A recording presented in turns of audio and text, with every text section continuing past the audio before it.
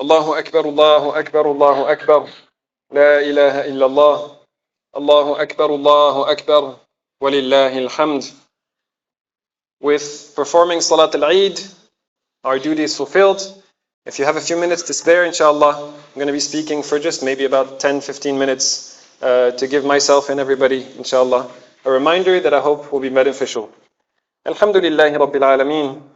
ربنا لك الحمد حتى ترضى ربنا لك الحمد إذا ما رضيت ربنا لك الحمد بعد الرضا فلك الحمد أبدا أبدا أبدا اللهم صل وسلم وبارك على سيدنا وحبيبنا محمد وعلى آله وأصحابه أجمعين.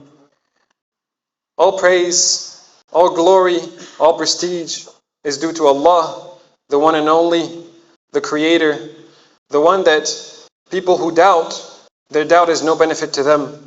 People who try to harm Allah and His Messenger, their harm is not going to harm them. So we ask Allah to protect us from the evil of ourselves and from the evil around us. And we ask Allah to send peace and blessings upon the noble Messenger, sallallahu alaihi wasallam. And we ask that He reunite all of us present here today with Him in Jannat al-Firdaus. Say Ameen. Today is a day of no fasting. Today is a day of joy. So let's do everything we can to make it a day of joy for our family first and foremost. We have a lot of da'wats that we're invited to, Jawrah, visiting different neighbors and different friends. But give priority to your family, your children, your spouse. Do everything you can to make today special, a special, joyful day for the whole family. Because we live in a country where people do things to make other days special. Christmas and Easter and all of these different things. So we have to go out of our way. Today is the day of, we're not too tired. Some of you have been coming to the masjid for Taraweeh, staying late night, waking up for suhoor, waking up before suhoor to pray extra qiyam. Today is not the day to tell your kids, I'm too tired, let's do some sleeping. No, today is the day of joy. Today is the day of drinking, eating, and wait for the evening to go to sleep, inshallah. Today is also the day that the shayateen have been waiting for an entire month. Now they're released. So what's going to happen? You're going to have that intention to put a smile on your kid's face, on your spouse's face, to do everything you can to make this the best day. But shaitan has been planning for 30 days. He's made all these new strategies. So we have to really work hard. He was locked up so that we can gain taqwa and equip ourselves to beat him. So that today when he's released, none of his strategies that he's been planning for a month is going to do anything because we've been planning for a month.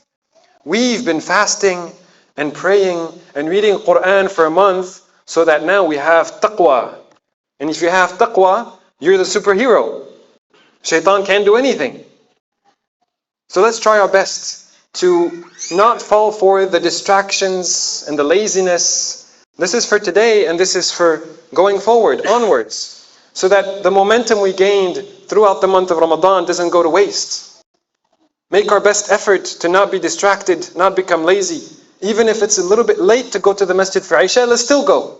Even if it's a little bit late for waking up early and going to the masjid for Fajr, let's still go.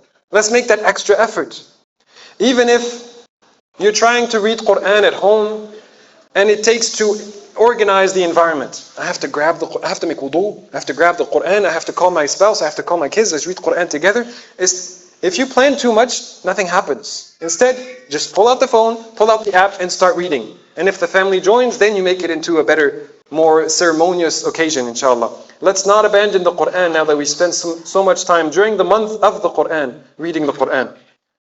Allahumma waffiqna lima tuhibbu wa tarda. Allahumma give us the tawfiq to do what you love and to do the best now that the Ramadan is over, to carry over that momentum. Ameen. For those of you who were here a little bit before the Salah, ever since I traveled to Turkey, and my wife is Turkish, after 14 years, I finally got the occasion to go to see my in-laws in Turkey. The way I recited the takbirat in the different tone is the way they do it in Turkey. And then what I recited in Salah, Surah Qaf, Surah 50, in the first rak'ah, and Surah Al-Qamar, Surah 54 in the second rak'ah, pieces of it. And that is because I heard Ustad Ba'jur explain that this is also a sunnah. Surah Qaf and Surah Al-Qamar is also a sunnah for Salat al-Eid. And in Surah Al-Qamar, Allah says, إِنَّا كُلَّ شَيْءٍ خَلَقَنَاهُ بِقَدْرٍ. Everything we created in proper measure, with a proper purpose. So reflect on the month of Ramadan. Did I achieve taqwa? Because لَعَلَّكُمْ تَتَّقُونَ. The purpose of fasting is taqwa. Did I achieve taqwa? Well, of course, nobody can say if somebody else achieved taqwa. What is the limit test to know if I achieved taqwa? Was it accepted? Did Allah accept all the standing at night, all the reading of the Quran during the day, all the being tired during the day, all the being hungry and thirsty during the day? Did Allah accept it? The question is, do you feel a change? Today is Eid al-Fitr. And Allah created us with a fitrah. Your fitrah tells you. Do you feel a change? Do you feel a change today from the first day of Ramadan? If so, not for sure I have taqwa and it's accepted. No. If so, then it's a great sign. Rather, if a person goes back to exactly the same person we were after Ramadan as we were before Ramadan, then that's a sign that there's something wrong. Doesn't mean it's not accepted. It's just a sign. We can't confirm yes or no. We have to beg Allah that He accepted it. So how do you feel? That's the key. Allah gave us that fitrah. How do you feel about this month of Ramadan? Faith is intimate. Everybody experiences faith and relationship with Allah Azza wa Jal in their own personal, intuitive, subtle way. And Allah is the Latif. Maybe if you hang out around Arabs a lot, you hear Ya Latif a lot. Allah is Latif. He's intimate, He's close, He's subtle. Everybody will experience Him in a different way. So ask yourself, how is my dua now? Has it changed? How is my salat in the masjid? Has it changed? How is my sunnah after salah? Has it changed? How do I feel when I read the Quran now? Has it changed? Am I pondering on the Quran as I read it? Has it changed? Am I giving? Has that changed? Does it move me when I give? Has that changed? Has my patience changed on my tongue, in the tone of my voice with my family members? Has my perseverance changed to quit those bad habits that I have? And maybe only one of them has changed. Grab onto that. Allah is intimate. Allah is Latif. He knows us subtly. He doesn't expect everybody to be the best. He expects everybody to be the best that they can. So ponder and think about it for yourself. Which one or which ones of these items do you feel, yes, I feel like I have changed, I have improved myself in this area? That's the one you want to grab on and make sure you keep it going. Ramadan is the recharge. We have the social environment to recharge us spiritually to achieve that level of taqwa. Any of those that I list, has it changed? Any of those that I've listed, if it has changed, that is a sign of taqwa. And Ramadan is a recharge for our taqwa. What's the recharge now? How do we recharge now? Wait for the month of Shawwal to go. In about 27 days, everybody's going to be scratching their head. Did I do my 6th of Shawwal? Did I actually follow up after Ramadan? We're going to all feel like we need a recharge. What's the recharge? Ramadan, Shahrul Quran. Ramadan is gone. Quran is here. Quran can be your daily, your weekly, your monthly recharge. So out of all the things that are listed, did it change? Has it changed?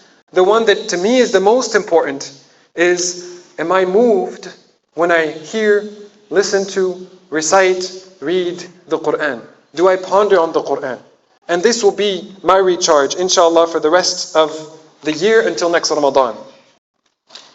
In Surah Qaf, in the first rak'ah, I recited, بَلْ كَذَّبُوا بِالْحَقِّ لَمَّا جَاءَهُمْ فَهُمْ فِي أَمْرٍ مَرِيجٍ.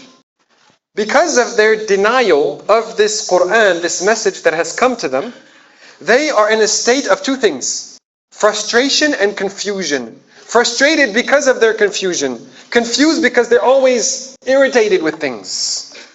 Because they're not following the Quran. Quran will be your recharge. You have all that equipment now against the shaitan to do your best for the entire year until next Ramadan. Let the Quran be my recharge and all of your recharge. Ameen. رَبَّنَا جَعَلْنَا مِنْ أَهْلِ الْقُرْآنِ. Ya Allah, make us from the people of the Quran. وَجَعَلْنَا بِهِ عِنْدَ الْجَزَاءِ مِنَ الْفَائِزِينَ. And with the Quran, Ya Allah, make us among the successful in the hereafter. Ameen. وَعِنْدَ النَّعْمَاءِ مِنَ الشَّاكِرِينَ. And through the Quran, thankful for all your blessings. Ameen.